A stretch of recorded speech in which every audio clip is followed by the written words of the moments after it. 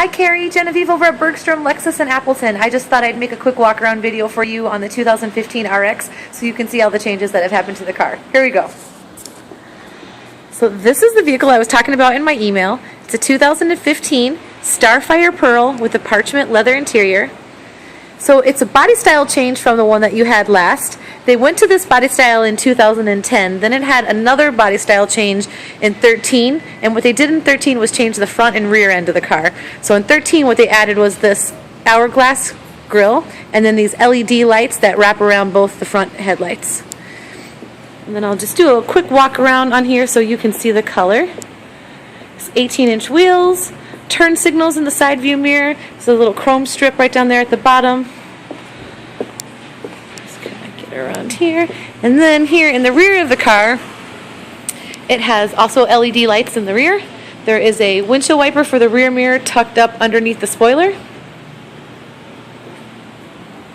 It does have roof rack rails.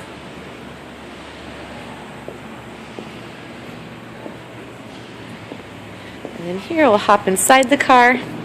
Again, this is the parchment leather interior. Show you quickly here in the front. It's got the brown walnut wood trim, and that's in all the doors and on the steering wheel. And then here in the back seat of the car, it also has a powered lift gate, just like the other RX that you had, and then the center console or center armrest will come down, and there's an armrest and storage and cup holders in there. Hop in the door and show you a few things here. So you still have memory seating. This memory seating is going to keep seating for 3 different drivers of your seat, your steering wheel, and your side view mirrors. And then with the side view mirror controls down here, they've added a few things. It's still power adjusted, but there's a button here that you can push that makes them power fold in, and of course power back open.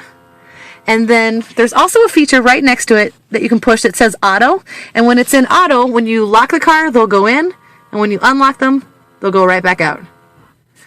Then it also has a feature in the side view mirrors called blind spot monitor, and I just turned the feature on so you can see that there's a little orange light that's on the very left side of the mirror there.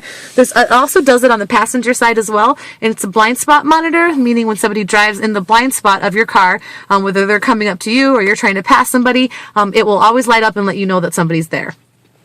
Here over on the steering wheel, left side are audio controls for your radio and CD player.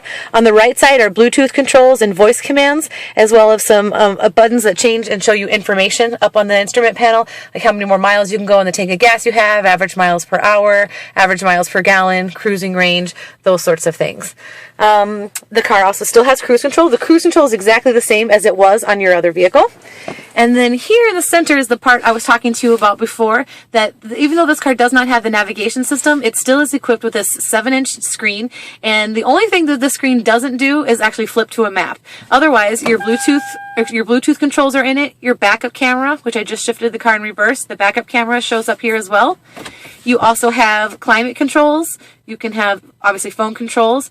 There's certain things about the vehicle that you can change and check on, like maintenance and those sorts of things.